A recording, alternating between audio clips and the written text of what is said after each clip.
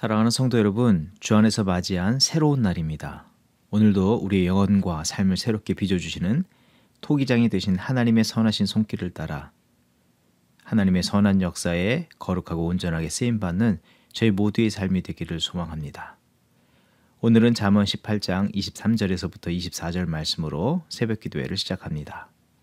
죽고 사는 것이 혀의 힘에 달렸나니 혀를 쓰기 좋아하는 자는 혀의 열매를 먹으리라. 아내를 얻는 자는 복을 얻고 여호와께 은총을 받는 자니라. 아멘. 하나님, 늦가을을 보내고 있는 우리들, 계절이 변하여 꽃과 나뭇잎이 떨어짐을 보게 되지만 이 모든 것도 하나님의 뜻하심 속에 새로운 날을 준비하시는 하나님의 섭리와 계획하심인 줄 믿습니다. 그와 같이 오늘 우리의 삶에도 하나님의 시간표 속에서 하나님의 계획표 속에 우리의 삶을 구상하여 주시고 신실하게 인도하여 주시는 줄 믿습니다. 오늘 우리가 이 하루를 살아갈 때 우리의 생각하는 바, 내가 바라는 바를 따라 살지 않게 하여 주시고 그 하나님의 커다란 그림과 계획하심을 바라보며 신뢰하며 믿음과 순종으로 반응하며 살아가는 우리 모두가 되게 하여 주시옵소서. 차갑고 세찬 바람이 불 때 추위에 떨며 불평하기보다 우리의 영혼을 시원케 하여 주시고 정결케 하여 주시기를 원하시는 거룩한 바람, 순풍인 것으로 알게 하여 주시고 고난 속에 고작 할 수 있는 기도와 탄식이 주여 하고 외치는 것일 뿐일지라도 그 외침이 온 우주를 창조하시고 권세와 능력으로 통치하시는 선하신 하나님과의 관계가 있는 이 자녀된 증거임을 알게 하여 주시고 더욱더 주만을 신뢰하고 의지하는 우리들의 삶이 되게 하여 주시옵소서. 오늘도 우리의 삶을 통해서 이루실 하나님의 선한 역사를 기대합니다. 새로운 싹과 같이 힘을 내어 일어나게 하여 주시고 주의 이루실 선하신 역사에 헌신하는 우리 모두가 되게 하여 주시옵소서. 감사드리며 예수님의 이름으로 기도합니다. 아멘. 오늘 우리에게 주시는 하나님의 말씀은 사사기 13장 1절에서부터 7절 말씀입니다.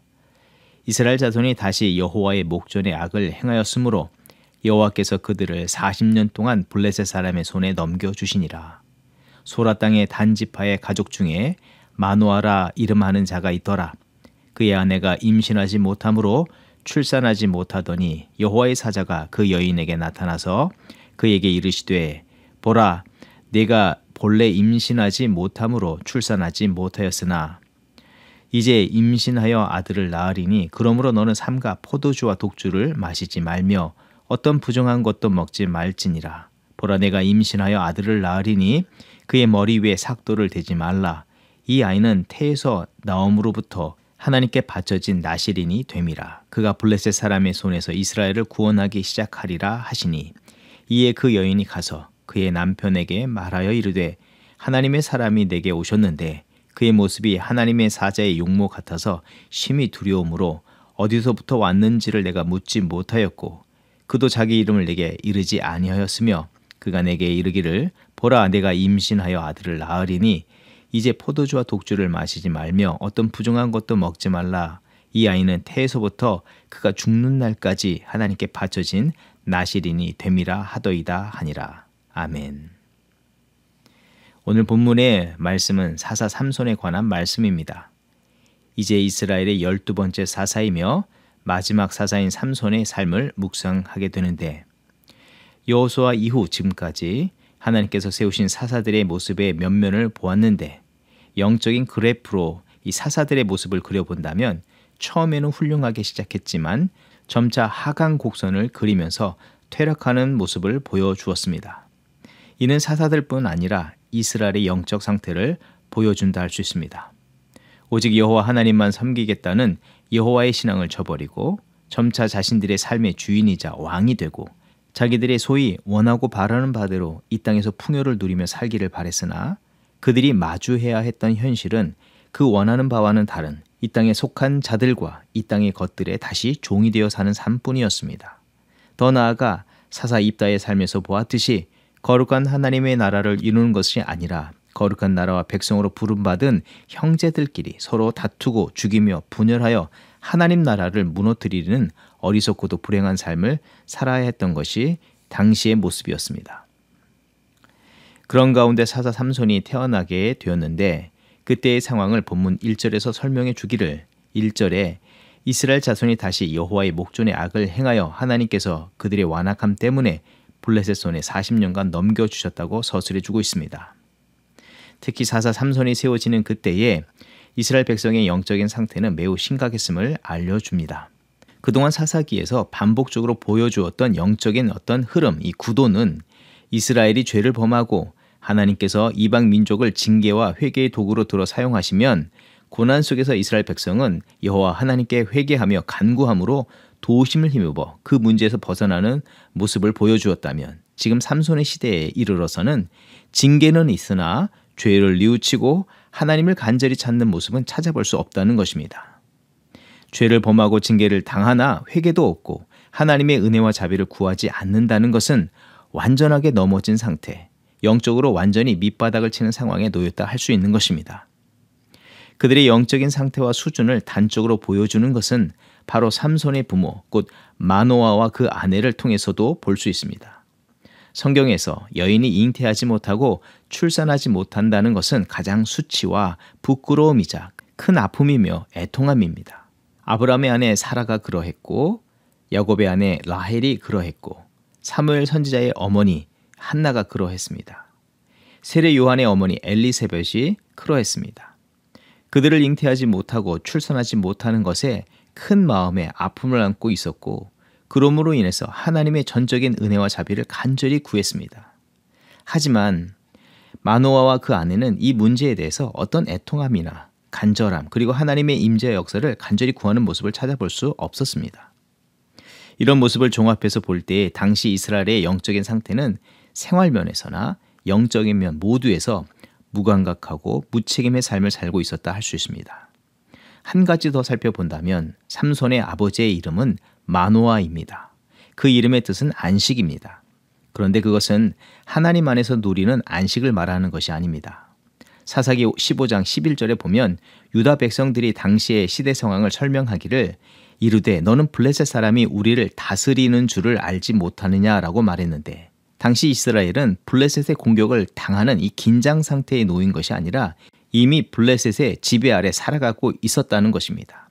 그런 상황에서 주의 백성의 이름이 안식이라는 말은 참된 안식이 아니라 그 세상의 문화 속에 완전히 동화되고 세상의 법칙에 적응하며 그것이 그래도 안전하고 만족을 주는 삶이라 여기며 살았다는 것을 상징적으로 표현한다 할 수 있는 것입니다. 결론적으로 말한다면 자체적으로는 회생 불가능한 상태에 빠져버린 것을 말합니다. 이스라엘 백성이 영적으로 이것이 죽었는지 살았는지조차 알 수 없는 영적인 무감각 상태, 영적 해이 상태에 빠져버린 것입니다. 그래서 하나님의 뜻을 생각하지도 하나님께 어떤 도움을 구해야 하는지도 알지 못하는 영적인 백지 상태에 놓였습니다. 이런 이스라엘이 자신을 향한 하나님의 거룩한 뜻과 계획을 인식하거나 제대로 된 사명 인식을 가지고 살았겠냐 하는 것입니다. 사랑하는 성도 여러분, 이런 상황에 놓인 이스라엘이 다시 일어날 수 있겠습니까? 그들에게 과연 희망이 있겠습니까? 그런데 누가 보더라도 아무라고 답이 없는 상태에 놓인 이스라엘이 놀랍게도 다시 일어서고 회복되고 거룩한 하나님의 백성으로 다시 살아갈 수 있게 되는 기회를 얻게 됩니다. 그 사건이 바로 오늘 본문에서 나타나게 되는 것입니다. 바로 하나님의 사자가 마노아와 그 아내의 삶에, 그리고 이스라엘의 백성의 역사 속으로 주도적이고 적극적으로 개입하여 주셔서 새로운 역사를 열어주신 것입니다. 자신들이 마땅히 구해야 함에도 구하지 아니하고 무지하게 살던 자들에게 친히 하나님께서 자녀를 주시겠다고 약속하여 주셨고, 그 자녀를 통해서 블레셋의 압제에서 벗어나게 해주시겠다고 하나님께서 그들의 역사 가운데 개입해 주신 것입니다. 바로 사사 삼손을 태어나게 하시고 그 새로운 역사를 이루시는 것입니다. 여기서 우리가 다시 한번 분명하게 인식하고 고백하며 다짐하며 살아야 할 것이 있다면, 우리의 삶에 있어서 우리는 하나님의 무한하신 사랑, 자비, 긍휼이 없으면 살아갈 수 없다는 것입니다. 우리 인생을 한 문장으로 표현한다면 전적인 타락한 인생이라 말할 수 있고, 또 우리의 삶을 다시 한번 표현한다면 하나님의 전적인 은혜 위에 세워진 인생이라는 것입니다. 우리는 전적으로 타락한 존재로서 우리의 힘으로, 의지와 노력으로 온전히 설 수 없습니다. 하지만 아무 공로 없는 우리들에게 하나님께서 임하셔서 전적으로 하나님의 은혜로 온전케 해주셨습니다. 그래서 오늘을 살아갈 때 우리의 고백은 내 안에 선한 것은 없습니다. 주님 안에 선하심과 인자하심, 성실하심이 계시기에 오늘 내가 살아갑니다. 그 은혜와 자비로 오늘 나를 붙잡아 주시고 내 삶을 채워주시고 나로 참된 주의 안식에 거하게 하여 주시옵소서. 이것이 우리의 믿음의 고백이어야 합니다. 하나님의 은혜의 새 역사 앞에 선 자들에게 하나님은 말씀하시고 요청하신 바가 있는데 4절의 말씀, 부모된 마노아와 아내는 먼저 삼가 포도주와 독주를 마시지 말며 어떤 부정한 것도 만지지 말라 명하였습니다. 5절에 네게 태어난 자녀의 머리 위에 삭도를 대지 말며 하나님께 온전히 바쳐진 나신으로 살게 하라는 것입니다. 이 말은 율법으로 정하였던 나실인의 법을 준수하라는 의미보다 이 은혜의 새로운 역사 앞에 하나님의 하나님 되심을 인정하고 하나님께서 이루시는 거룩한 은혜의 새로운 역사에 동참하라는 요청입니다.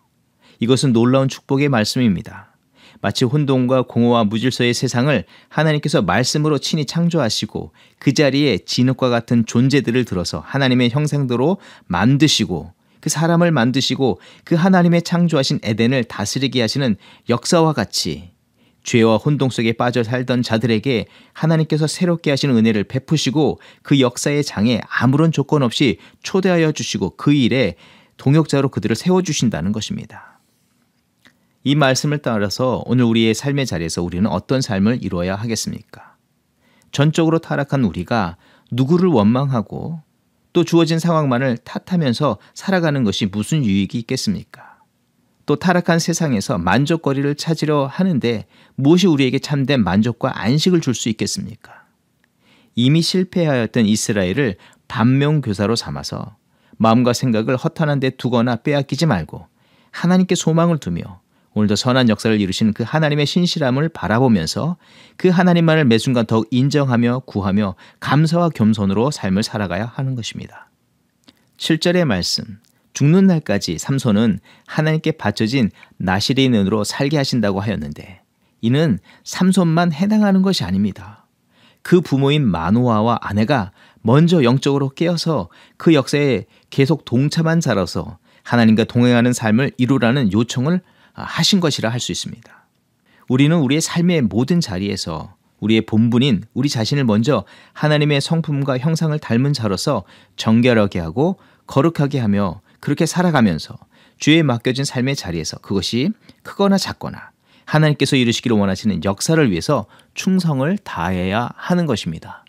그리고 시각을 넓혀서 이스라엘이 하나님과 약속을 저버리고 원수된 자요 또 믿음에서는 파손된 인생과 같았지만 하나님께서는 그들을 용서하시고 그 긍휼로 덮으시고 그들을 새롭게 일으켜 세워주심처럼 우리 자신과 갈등하고 원수된 자가 있거나 그런 절망적인 상황이 우리 앞에 펼쳐져서도 주께서 내게 베푸신 그 큰 사랑과 자비와 긍휼을 기억하며 그 은혜로 역전하는 삶을 살게 하심을 따라서 그들에게도 그 상황들에도 주의 자비와 긍휼로 품어내고 그 연약함을 보듬고 주의 말씀과 사랑으로 일으켜 그들의 삶의 그 모든 자리에 주의 역사가 성취되도록 돕는 그런 사명자로 살아가는 성도와 교회가 되어야 하는 것입니다. 오늘 우리의 삶을 살아갈 때에 하나님의 하나님 되심을 더욱더 인정하고 하나님께서 새롭게 하시는 그 역사를 바라보면서 우리 안에 허락하신 그 거룩한 성품과 사명을 인식하며 하나님의 그 거룩한 역사에 동참하는 자로 살아가는 저와 여러분의 삶이 되기를 주의 이름으로 축원드립니다. 함께 기도하겠습니다. 완전한 타락의 자리에 주저앉아 있던 자들에게 십자가의 보혈의 은혜로 구원하여 주시고 새롭게 일으켜 주신 주 하나님, 그리고 변화된 우리를 통해서 하나님의 구원의 역사를 신실하게 이뤄가시는 주 하나님의 그 선하심을 감사 찬양드립니다. 절망의 자리에서 새 역사를 시작하시는 그 위대하시고 놀라우신 사랑과 능력을 베푸신 주님의 손길을 늘 바라보게 하여 주시고 매 순간 감사하며 온전한 믿음과 믿음의 충성의 삶을 이루게 하여 주시옵소서. 또 주의 구원의 역사를 이루시기 위해서 오늘도 쉬지 않으시는 그 주님의 열심과 그 열정을 따라서 오늘 우리의 삶도 그 역사에 온전하게 동참한 자로 살아가게 하여 주시옵소서.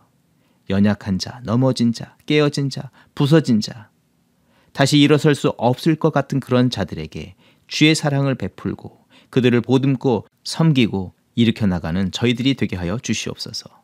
감사드리며 예수님의 이름으로 기도합니다. 아멘. 이 시간 중보기도의 제목을 나누고 기도의 자리로 함께 나아갑니다. 먼저 예배의 회복과 예배의 공동체를 위해서 기도합니다. 우리 각 개인의 마음으로부터 온전한 예배가 회복되게 하여 주시고 삶의 예배가 되게 하옵소서. 또 각 가정과 교회가 하나님께서 기뻐하시는 참된 예배 공동체가 되게 하여 주시옵소서.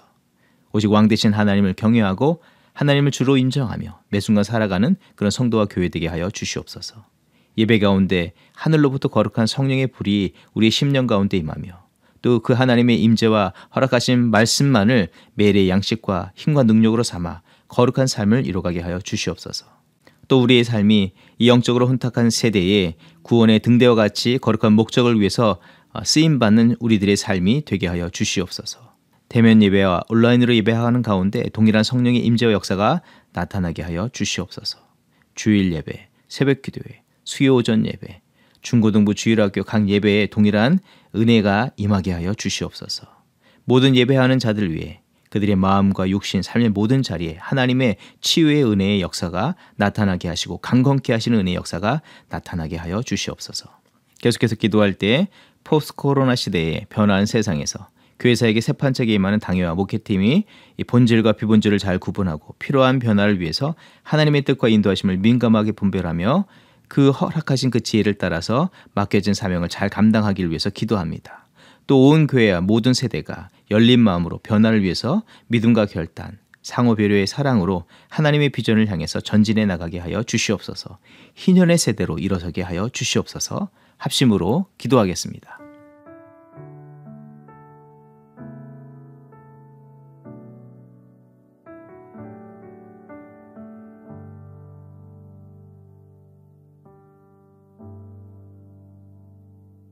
참 아름다워라 주님의 세계는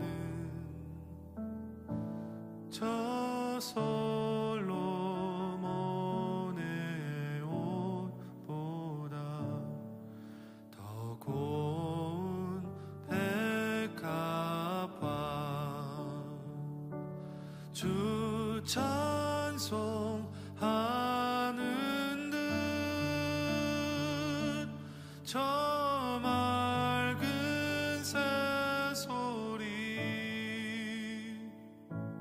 내 아버지의 지으신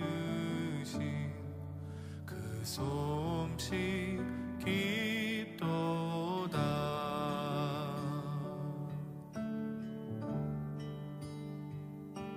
참 아름다워라 주님의 세계는 저 아침에와 저녁로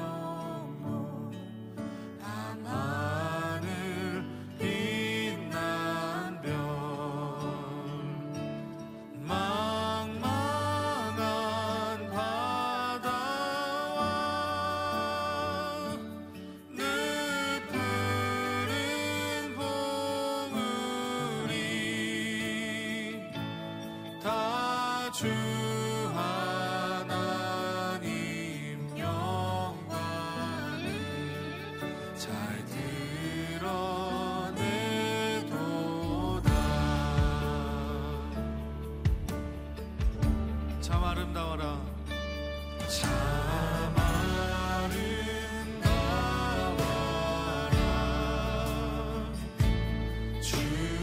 주님의 세계는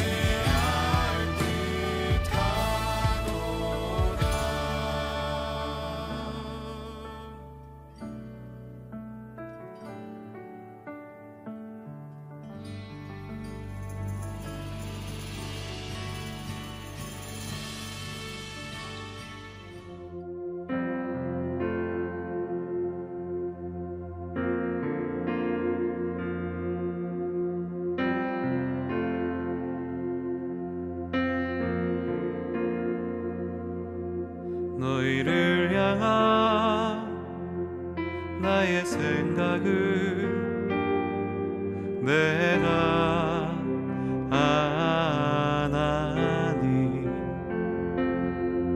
재앙이 아니라 평안이요 너희 장래에 소망을 주려 함이라 너희를 향한 나의 생각을 내가 아나니 재앙이 아니라 평안이요 너희 장래에 소망을 주려 함이라 너희는 내게 부르짖으며 와서 내